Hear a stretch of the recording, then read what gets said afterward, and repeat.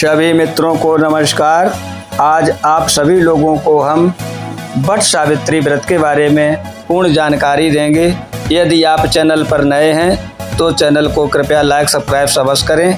आज आपको पूरी विधि बताएंगे कि आपको किस तरह से वट सावित्री का व्रत करना है और ये किस दिन मनावें।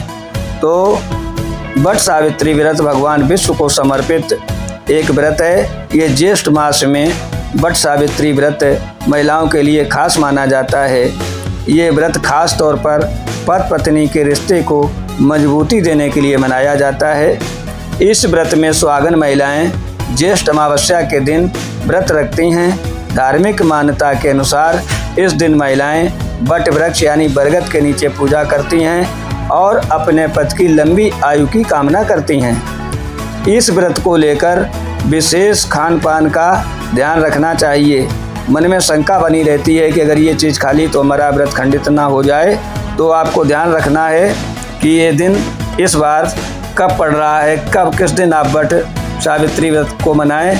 तो दृग पंचांग के अनुसार इस साल वट सावित्री का व्रत 26 मई 2025 को मनाया जाएगा। उस दिन होगा सोमवार।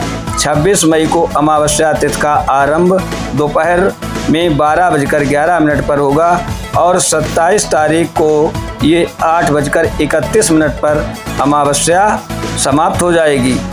वट सावित्री व्रत में जो महिलाएं व्रत रहती हैं उन्हें खान पान का विशेष ध्यान रखना चाहिए। इस दिन का खाएं तो व्रत के दौरान महिलाओं को फल, मेवे, खिचड़ी, दही और शहद का सेवन करना चाहिए।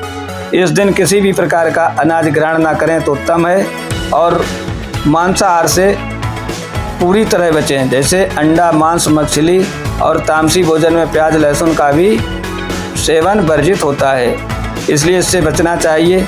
व्रत का उद्देश्य शरीर और मन को शुद्ध करना होता है ताकि जो शुभ काम किया जाए उससे सकारात्मक ऊर्जा का संचार हो। व्रत में घर पर बनी शुद्ध मिठाई, हलवा, पुआ का सेवन भी किया जा सकता है।